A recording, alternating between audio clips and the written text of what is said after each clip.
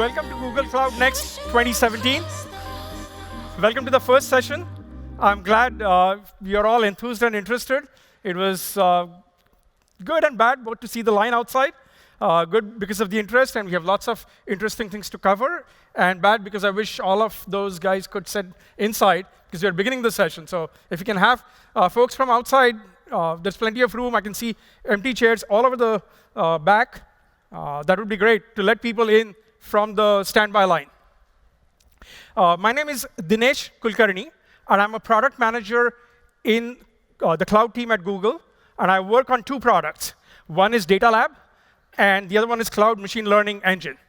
Both were announced for GA earlier in the keynote. My co-speakers, JJ Allaire, founder, serial entrepreneur, and CEO of R Studio. For those in the group that do R and love R, we love R too, and he's going to show some interesting demos later.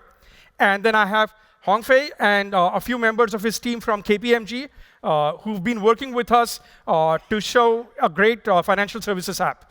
So a shout out for both of them, JJ from R Studio and Hongfei from KPMG.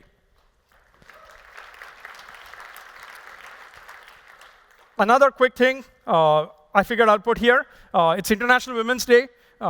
A tribute to all the women who've contributed to these products in software engineering and other roles. And a special welcome to the women in the crowd on this International Women's Day. So let's get back to our session. And OK, so here is sort of the tone for machine learning at Google is set by our former CEO and current chairman, Eric Schmidt. The way he described was interesting.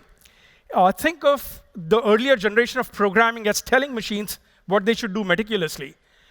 And now we are doing a transition, and we are in the early part of the transition from that imperative, here's what the computer does, to I'll feed you data, I'll get you started with models, you figure out what the user wants, you figure out if there is a fraud, you figure out what the image means. And that is the kind of interesting transition that we are doing. We've been going through this transition internally for over a decade, and what this talk tries to capture is the confluence of what the cloud products do and the learnings from those projects over the last 12 years or so that combine to form a coherent machine learning lifecycle. As in case of software development, it's not just about writing code. Here, it's not just about finding the right algorithm and creating a model. It is all about the entire lifecycle end to end. And just as there is this SDLC, software development lifecycle, that walks you through requirements all the way to how to make sure that you have the right system deployed. Similarly, in machine learning, we're going to take a quick look at the entire lifecycle, and that's the main topic of this talk. So here is the problem that we're going to start with. I want to get an operational ML model for some business problem that I have, and it could be in any of multiple domains. But before we start on that, let's have a quick show of hands so that I have a sense of where people are at and what they've done. How many in the audience have not deployed a working machine learning system so far? OK, that seems like majority. That's fine. We'll cover what it involves. How many of you have not used TensorFlow before? That's a majority as well. Don't worry, I'm not going to go into deep TensorFlow computational graphs and optimizations. There's a machine learning without a PhD talk that does that. We'll cover the basics, and we'll stay at a reasonably sort of high level of algorithm specification.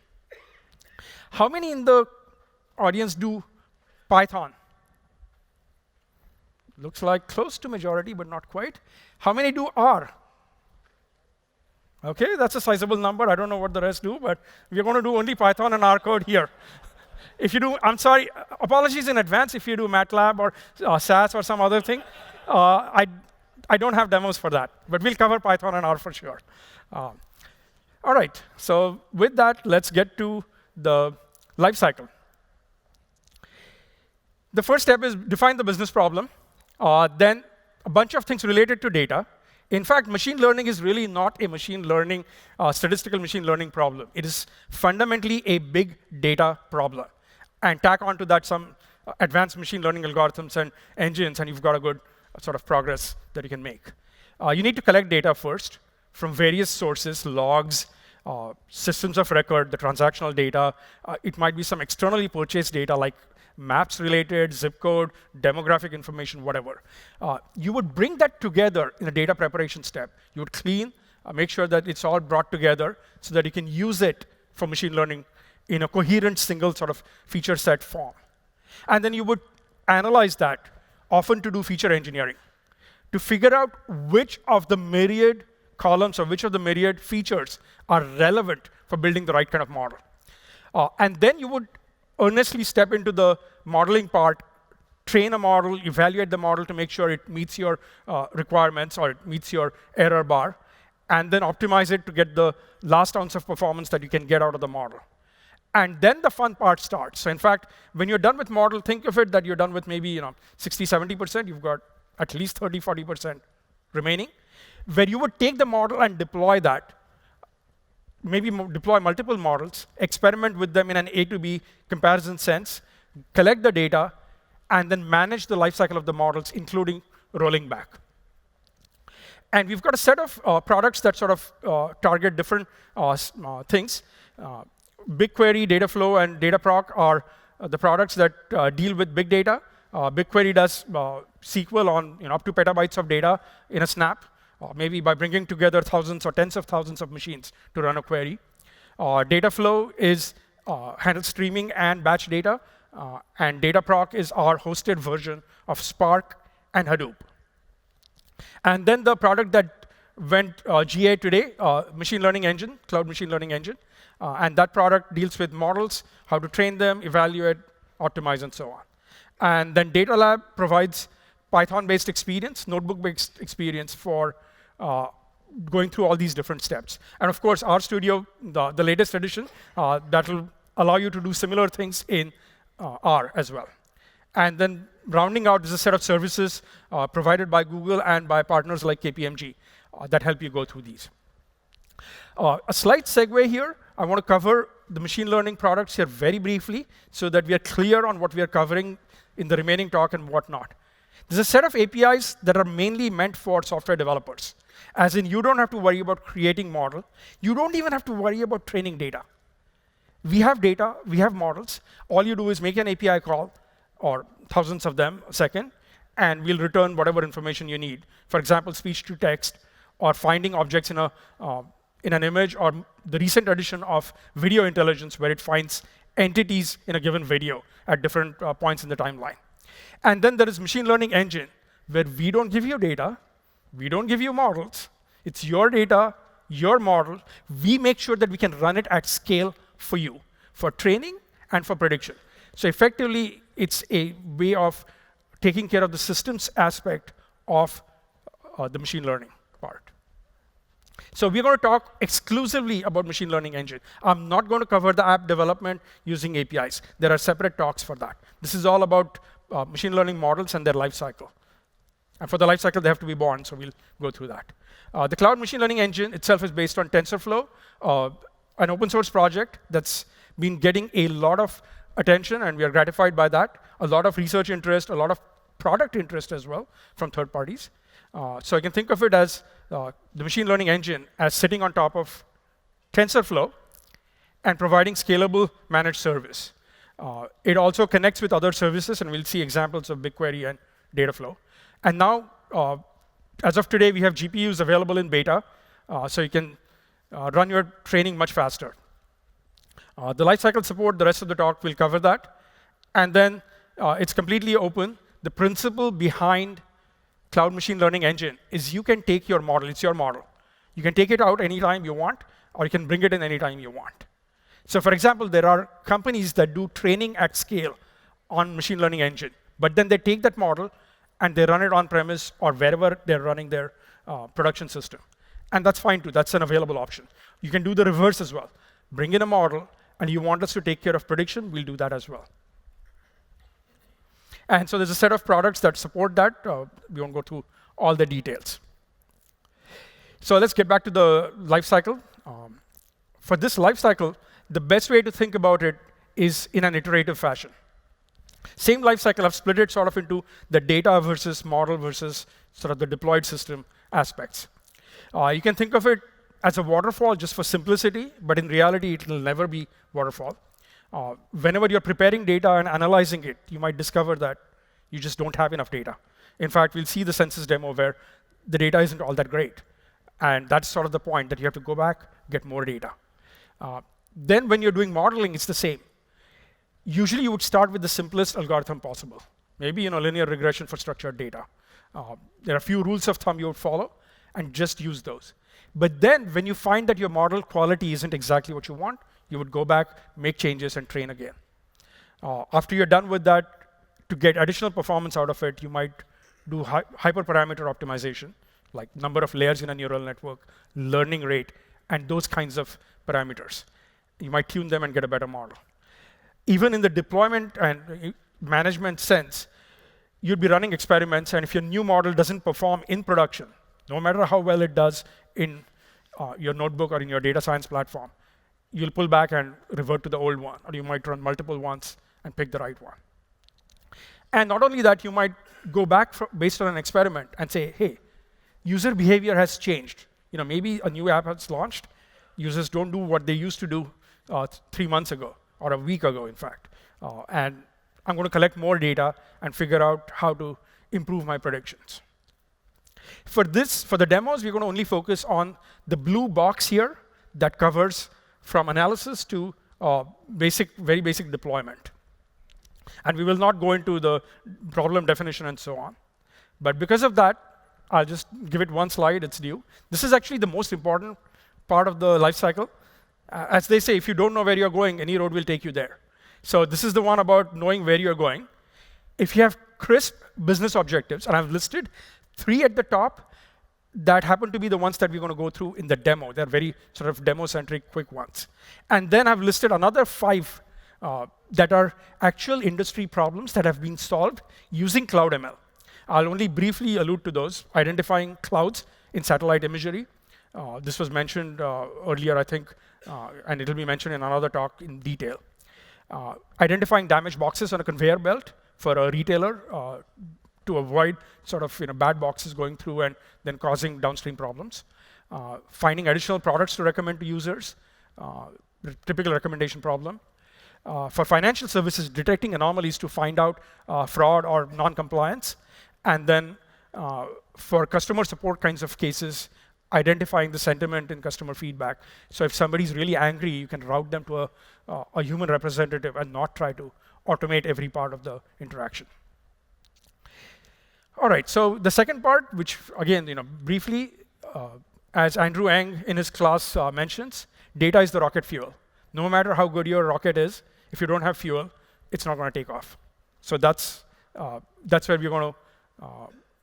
That's where I think you should concentrate. Obviously, for these demos, we already have the data that we wanted, so we won't be going through the concept of how do we go and find data, aggregate it together, and so on.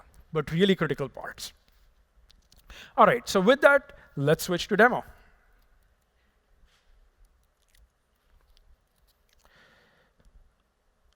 All right, how many of you are familiar in the audience with Jupyter notebooks or IPython notebooks? OK, I see about 60% or so.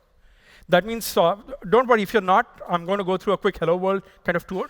So the product that I'm showing here is Data Lab, Google Cloud Data Lab. This is a hosted Jupyter-based data science tool. And it is meant for Python developers. RStudio will be covered later. So let's take the simplest notebook. One of the notebooks that's available, and this is all in the GA product that's available today, is there's a simple untitled Hello World notebook. And this Hello World notebook lets you sort of doodle around. There's a slight difference between using an IDE or a code editor and using a notebook. And we'll see that. So I have code here that just does the mandatory Hello World, because you have to start any basic thing with print hello or Hello World. So I just ran it. I can go to the cell. I can run it with that, or do Shift-Enter, which keyboard-based people prefer. And I can run this. Now, the interesting thing is that I have some markdown documentation here, like comments. But it renders better in this form. So I can just change it. I can run the code. So this is code, and these are the results. I can type new code here. I'm going to show you a plot, because it's boring to just look at text. And we'll do that. What I'm going to do is plot two arrays, a typical XY plot, just to give you a sense of what it does. I'm going to pass in two arrays. The first one is just numbers, and then the squares of those numbers. 16, 25. So this is, as you can see, it's going to be just a normal parabola. Once I'm done, let's specify the axes, again in an array. Now this matplotlib is a external library. That is commonly used in the Jupyter or Python data science world. We've got packaged a set of libraries for data visualization, for analysis, NumPy, and so on, SciPy, within Data Lab, so you don't have to go looking for those or install those. They're just available. Let's specify the axes as 0 to 6 on the x-axis, and 0 to, let's say, 30, because that's within the squares. And then I'll do a pl.show, which will show the plot. OK, so as I would expect, I've got a half parabola here. I can do all these interesting things, visualize the data, write code, have documentation. And then it becomes not just something that I have for referring back, so that when I do analysis of data and I want to go back, I have all those steps and results right in front of me. It also becomes an artifact that I can share with my team members very easily. And then they can just go through and say, OK, what you were doing was this. I get what you're doing. So for example, here, I could have just added a cell here and done some more work, or provided some additional documentation and so on. So that's Notebook in a nutshell. So let's get to data science now and machine learning. The problem that we're going to solve using these tools is fairly straightforward. There's census data. The census data collects demographic information like age, gender, and education level. And for some surveys, it collects fairly detailed data, anonymized, of course. And that provides the income information about whoever was surveyed. And this anonymized data is available publicly. We're going to take that data and see if we can build a model to predict income. So effectively take the column that we have in data, make it the target for prediction, build a model, and see if we can predict the income. And then figure out how good our model is. OK, so let's run these, clear all the cells. Clearing all the cells will remove all the existing previous executions. So I start from scratch. First one, I set up the workspace, just importing a set of libraries that I want, all packaged in Data Lab that you can just directly use. I can set up my workspace path, create the appropriate directory, remove all the things that I don't want, look at my CSV file, and we'll get to that in a second, what it contains. So just copy over data from a central site for my local analysis to my VM. This is all running in GCE, in Google Compute Engine, in a VM. I've got the files copied, so I've got my data. Now the next part is interesting because I'm going to actually look at what my data looks like. OK, so as you can see, this is all sort of numbers and opaque things. That is deliberate. It's all anonymized by the Census Department, US Government Commerce Department. And that's the form that it is available in. I can see the serial number. I can see what these different things are. And then finally, I can see the income if I scroll all the way to the end. The next step is going to be cleaning this data and transforming. One of the challenges is that, and this is sometimes impolitely called data janitor's job, because really it is pretty unclean, because there are unknown values, there are missing values, there are flat out wrong values. And so you have to go through a lot of work in order to make sure that your data is clean. There's another product called Google Cloud Data Preparation. I won't go into that. That lets you do graphically. But here we'll do it the data scientist preferred way, which is looking at it and saying, hey, what do I do with each of these? Now, I won't go through exact details of it. But what I'm doing here is finding the interesting columns. How did I arrive at that?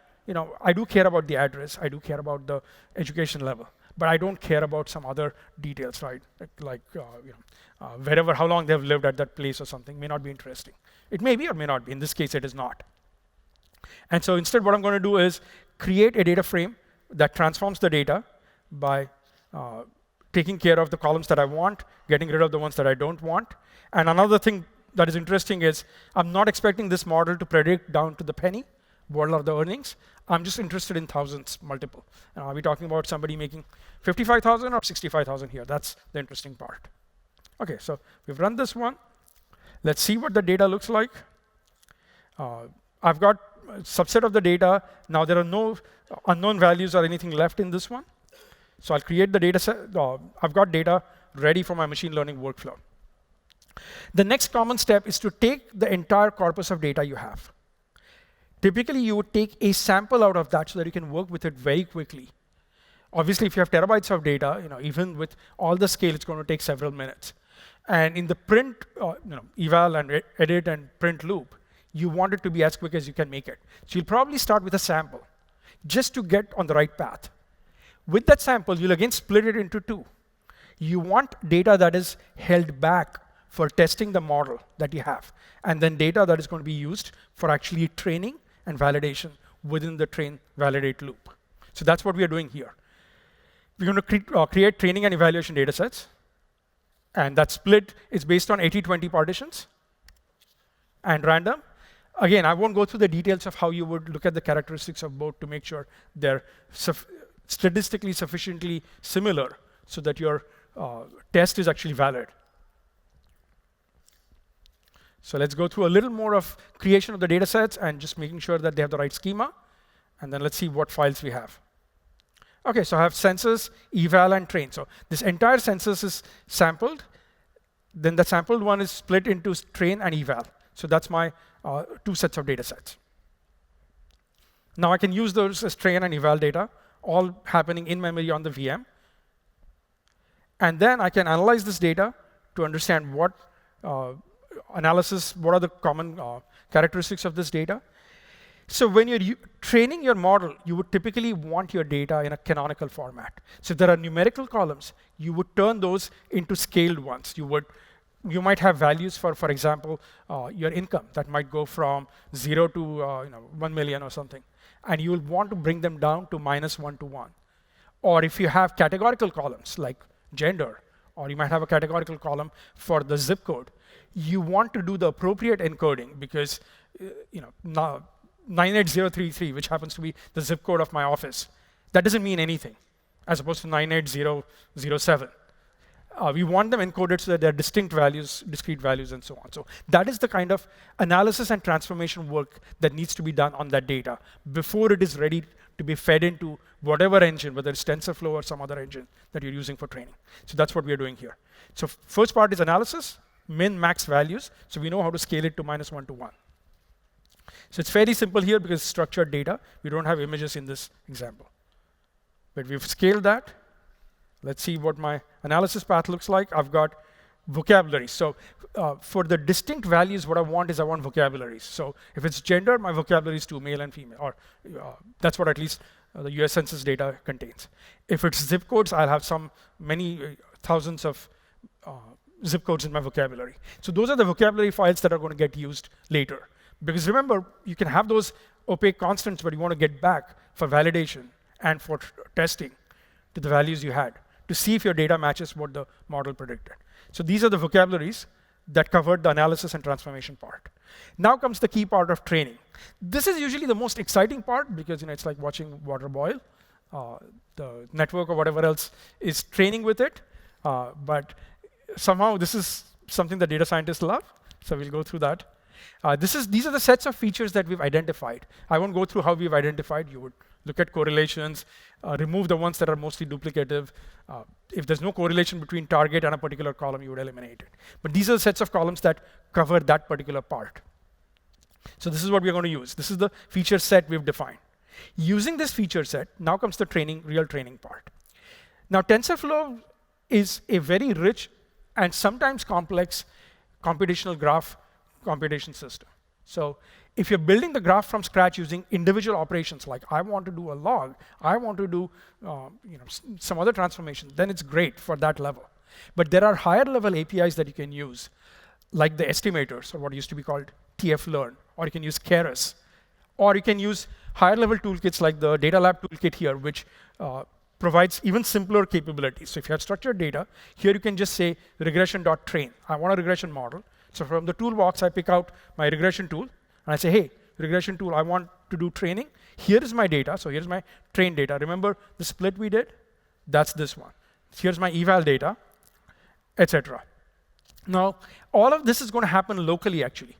For quick iterations, we've provided libraries that effectively mimic what CloudML does at scale on thousands of machines and GPUs locally. This is going to happen on a GCE VM, single VM. I've taken sample data, so I can do it very quickly. So let's run this one. What is happening here is the method called regression.train is very, very similar to what you would do in cloud. You would just provide extra configuration information when you're ready to run the training against the full set of data. So for example, there's a Kaggle challenge called Criteo. The data is 1 terabyte. You would not try to even load that 1 terabyte of data in a VM and run it, or any single machine, even if it's a big honking 32 CPU, whatever, 128 gig machine. You would probably sample it down to a gig or so. You would take that, train locally. Once the training is done locally, you would take essentially the full terabyte data, apply similar sets of steps except at scale. So when you run the data flow, here it runs it locally to do the analysis that I showed you, computing the range min, max, and so on. All that was happening locally. You would take that and say, hey, Dataflow service, go run it for me. And they might spin up 1,000 machines and run it, come back in 6 minutes instead of coming back in 6 hours. But it's still 6 minutes. You'd probably want to do all the work here. So now the training is finished. As the training was happening, it printed out information about the global steps, the loss, how it was converging. The loss keeps going down. Sometimes it goes up, but overall it keeps going down. So it starts somewhere in the 1956 range, and then if you go down here, the loss is 227, and the training's completed. I can see this on a tensor board as well. And then I can see it within Data Lab as well. So here I can see the global. Let's look at a few things. So this is my deep neural network, the hidden layers, and so on. I won't go through each and every detail of this. This is a separate talk that goes into just these details. But I can see basically my graphs. I can see how my loss is performing. Remember, we were looking at the loss coming down. That is sort of the training loss that's coming down. All right, so let's get back to our notebook. I can also stop my tensor board, so I don't need to keep it running. I can look at the trained model where it is. The reason why this is important, why I'm showing you the model, is to emphasize the fact that it is your model. You can take it out, take it to wherever you want, on-premise, some other cloud, and you can run predictions if you so choose. Obviously, we hope you would run predictions on our cloud, and we've made arrangements to provide predictions at scale. But in the end, it's your model, your choice. You can bring it in anytime you want, take it out anytime you want. It's all, here it's local, it'll be in the cloud storage when you run it at scale. Okay, so the next step is evaluation. We've got a trained model. We held back 20% of data, saying I want to test it and see if my model is any good.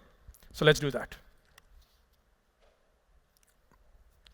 For evaluation, essentially what it's doing is batch prediction. In batch prediction, you say, I have these set of records. I have the model. Please host the model.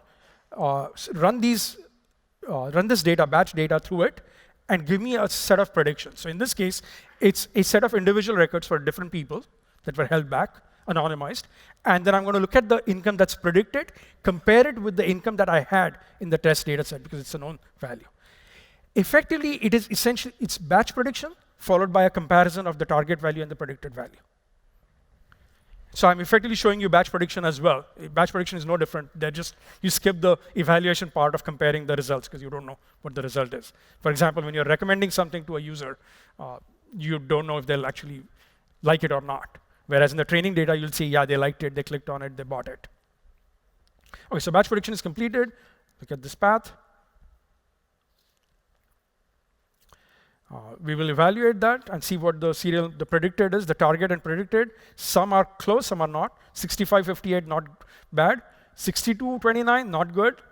We have limited data, so remember there is not necessarily the root mean square error, standard measures of how good the model is. You can compute all of that. And I can look at the distribution. Where is the error most? Now, obviously, I want this to be lowest, closer to 0. I want all samples here. But I can see the left side tail and the right side tail. So I can analyze lots of things in the same format. It's not about firing up your Python code editor, writing code, then having another thing to plot it. It's all within the same data lab environment. OK, and then I can do prediction. The prediction here is like online prediction. I want to do spot checks. I'm not trying to do a deployment in production here. I'm just trying to figure out how this is going to work. So I have some instances. These are a few instances I'm going to run predictions against, and then run that. OK. Whoop. I picked the wrong one before it ran. So these are the ones. OK.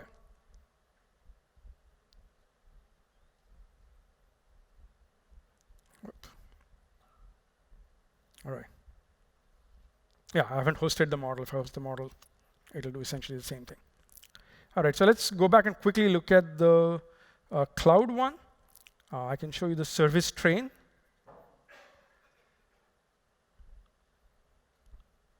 Here, if I go back to my index here, I can go and look at the training part.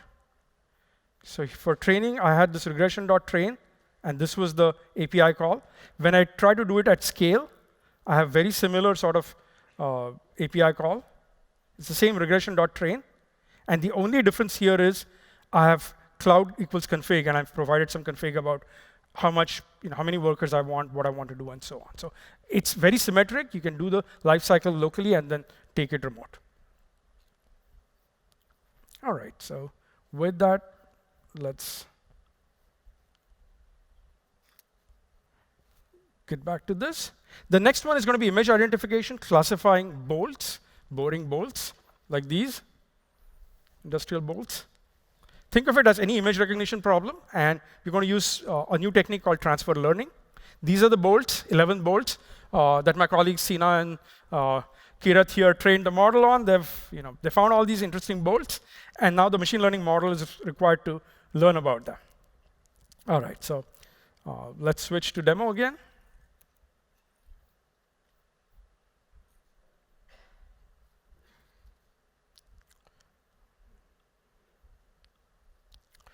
All right. OK, so this is the bolts training. I won't go through all of this. What I'll do instead is I'll show you the most interesting parts here. So let's look at the data briefly, set it up so I can view the data.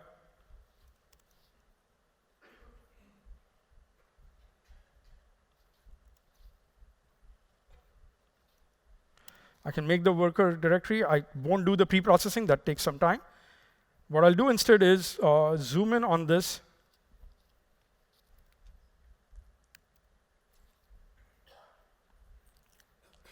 OK, so this is sort of a deliberately somewhat opaque of a graph. This is the neural network. The entire neural network for inception is trained on hundreds of millions of images. Often, you don't have enough data of that kind. For example, with the 11 bolts, I'm not going to get into millions of images. And I may not get a quality model without enough data. Here, what we're going to do is use inception model that can recognize a desk or a panda or a fish or a building. Take that model, teach that model the incremental additional thing. Just as you would when you learn second, third, fourth language, you don't learn from scratch. You already know what you've learned. Similarly, this large inception model that has been trained on hundreds of millions of images is the baseline. On that, we're going to apply training for various bolt images, these kinds of bolts, their images, and then train it. So I'm going to rerun this one. It's going to run local training, and it's going to produce effectively an incrementally or transfer learn trained model. Again, the loss keeps going down. The advantage of this is twofold. One is you may not have data, as I mentioned. The second advantage is if you were training that kind of a model, you're looking at weeks worth of training time. That's A, very long, and B, very expensive to keep training it on thousands of machines for a week. All that work has been done. That model is available. You can just add your data. In fact, later there's a code lab downstairs on the first floor by the end. You'll do something more beautiful than these boring old bolts. You can do sunflowers and nice flower images, but I figured you guys might like boring stuff better, like bolts, because this is closer to industrial things than beautiful flower. Plus, I wasn't sure if I could bring all the flowers here. All right. So let's do this. We won't this time go and look at the TensorBoard one. It'll show the model and so on. Instead, what we'll do is we'll look at the events. The events are logged as the training happens. Based on these events, I can get the loss and accuracy curves here. So I can see how my model is converging. It's converging nicely. The loss is coming down. This is fantastic. And then I can take this and predict, which is the most interesting part. So let's run that prediction.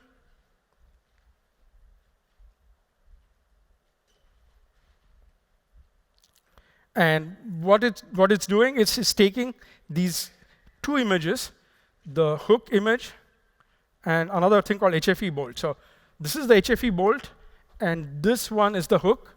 It's taking those images previously captured. They were held back for just spot checking.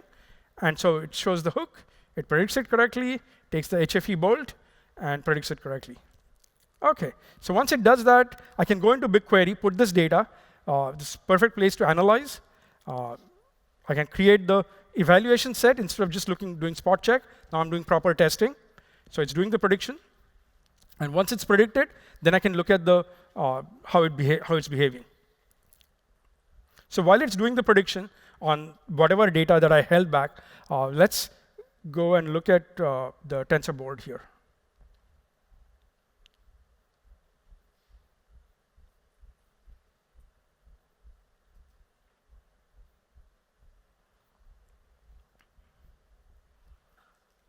And TensorBoard is going to show the progress of training. So let's do that quickly. I can see similar accuracy and loss curves. I can see the graphs. The graphs are going to be a little complicated. OK, the reason why these graphs are so rich with so many computations is because I'm using the inception model, which is large. And so a lot of the part remains intact, and only the last few layers get replaced with transfer learning. OK. So by now, my prediction is done. It's still running.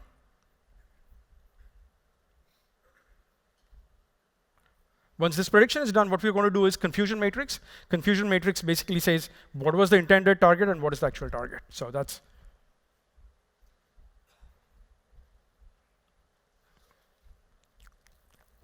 so let's go and look at the actually pre-run one so that we can quickly move forward.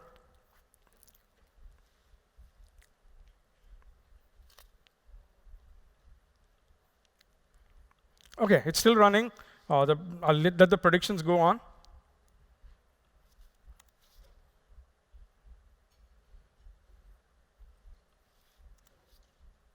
And use the existing one.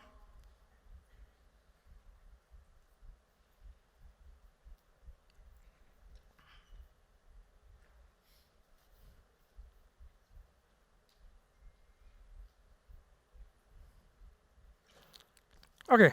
I think we are running out of time, so I won't go through all the details of this. Instead, what I'll do is I'll show some existing ones here. I'll show you the completed ones while that thing runs.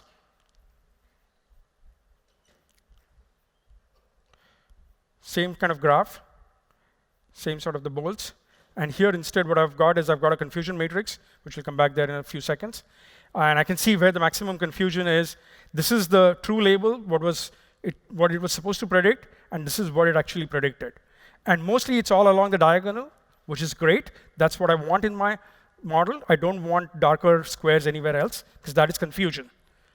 And this, these two are the confusing ones, because these two are essentially the same bolts. One is metric units, one is imperial units.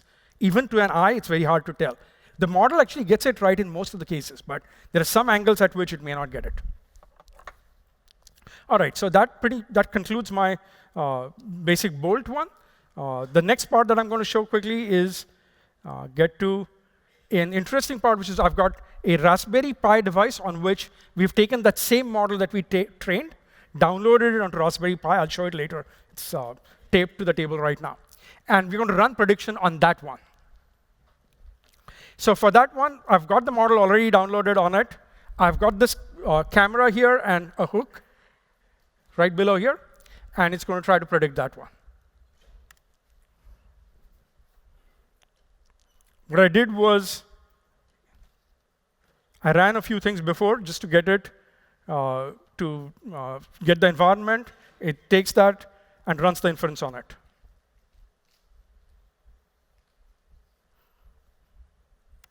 OK, and now it's going to start the inference. It's running the prediction, capturing the image, sending it via wired network to the Raspberry Pi. There it is. And it says SCR hook, so the first line is the highest probability. It's obviously talking in terms of probabilities. And it says, oh, it's not likely to be the other things. It doesn't even think it's HFE. It's 0.0004. So that is the correct inference that I wanted. So with that, I think I'll switch over to my colleague, JJ. He's going to show it in RStudio. Thank you. Second notebook, please. Second computer.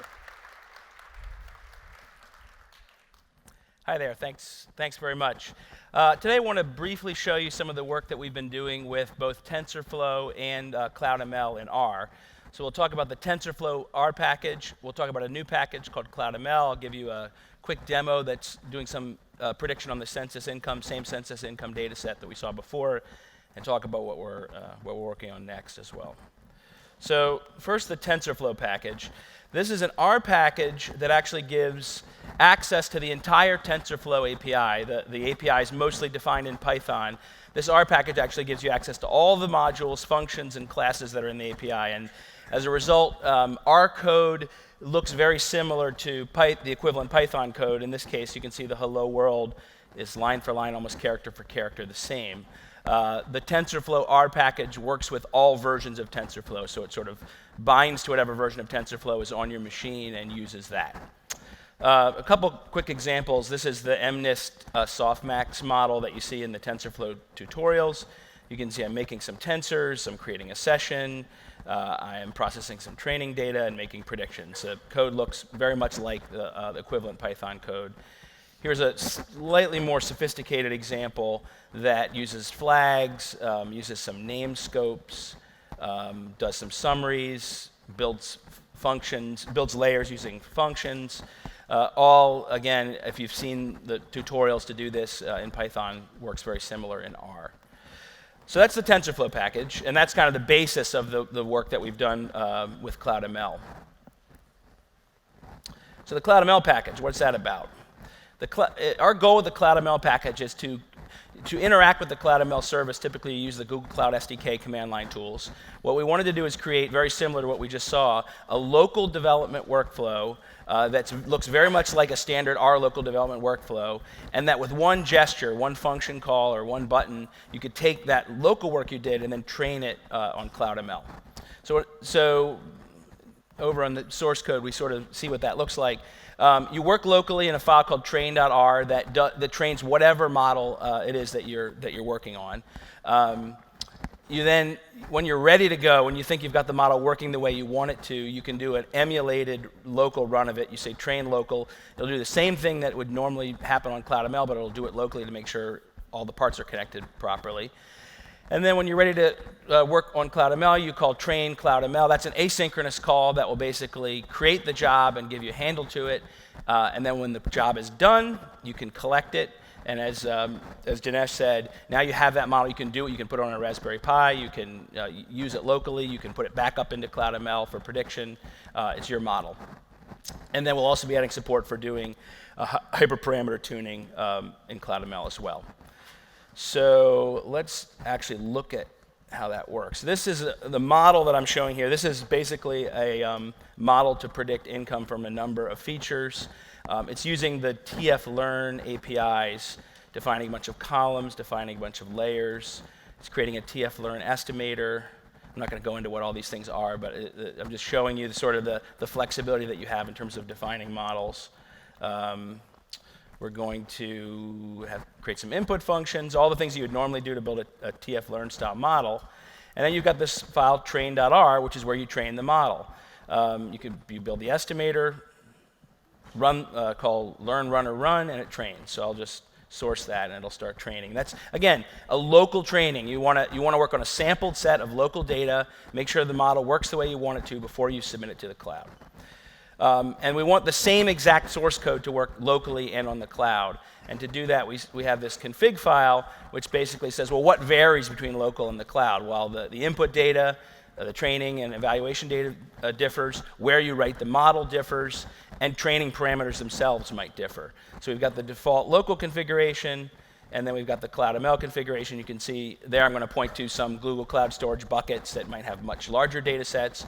I'm going to actually put the job in a Google Cloud Storage bucket where I can publish it for prediction later or download it, and I may change some of the training parameters. All right, so let's go back here. The local training job completed and returned an R list with a bunch of metrics. So let's see what it would look like to actually do that in the cloud. Same code. I'll say train Cloud ML, and it's going to submit the job to Cloud ML. And once that's submitted, it'll print out a bunch of information saying, here's the URL in the Cloud Console where you can go look at it. You can see here it says, okay, if you want to view the job online, here's where it is. Here's where the logs are. I can check the status of the job. And then ultimately what I want to do is collect the job. And when I collect the job, it's actually going to download it. Right now the job's still working, so it's not going to collect it. It's going to download it into a local, the model will be downloaded into a local directory where I can then do whatever I want with it. And in this case, I'm going to show some of the things you might do with that model, because in that evaluation phase, you often want to take the predictions and either run various kind of automated diagnostics on them to see if they're good enough, but you also may want to do some data visualizations and work with them interactively. So here I'm going to show different ways to then create predictions out of the model you've downloaded. One of them I have here, I'm going to basically plot what the predictions were for occupation based on income brackets, so I can get an intuitive feel for what kind of predictions are being made. Another thing I can do, since I've got the model local, is I can build a sort of interactive tool for exploring the predictions. This is a shiny dashboard that's going to basically take some test data and is going to then do local predictions based on the model that I've downloaded, and let me explore the kind of predictions that are being made. So this is showing the various features, and for the different levels of the features, what was the prediction, what was the income prediction. I can change the prediction cutoff and see how that changes both the overall accuracy of the model and then the confusion matrix you see in the top right. So really the idea here is that you can work locally in R, you can do the difficult heavy lifting of training an expensive to train model, or a model you want to do hyperparameter tuning on in the cloud, and you can bring it back local and do all the things you're accustomed to doing when you're doing modeling with R. So what are we working on next? The TensorFlow package I showed, that's actually been in development for about 6 months, and that's going to be on CRAN by the end of this month. The Cloud ML package I showed today will be we're working on it on GitHub. There'll be a beta available by the end of the month. And then the TensorFlow API as it currently stands is really a very close mapping to the Python API. And what we really want to do for the higher level TensorFlow APIs that are coming from TF-Learn and Keras in TensorFlow 1.1, we want to create fluent, pure functional R APIs that make it even easier to use TensorFlow from within R. So with that, Hongfei from KPMG will talk.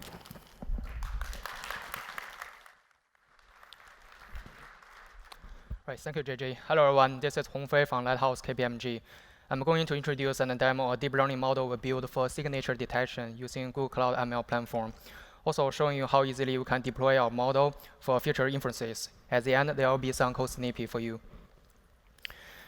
As Dinesh has previously presented, there are 4 phases in lifecycle of machine learning. So our business problem is focused on the challenge that a financial service firm have on the validation their financial agreement, which is related to the mortgage securitization. This validation has historically been a manual process by looking at the physical document and compare them with system record. As you can see, this is a time-consuming process, and also may lead to accuracy issue. Also, it's hard to scale on the large data sets. So by implement deep learning using TensorFlow and distributed in Google Cloud ML platform, we were able to move from this manual process to an automation that can scan the entire document for us, reduce error, reduce processing time eventually. So in this particular use case, we're using tobacco public image data for both model training and testing. When we design our models, we actually originally investigated several options. The final model is an extension of a GoogleNet. It comes with a deep convolution network and a LSTM, long short-term memory, recurrent neural net.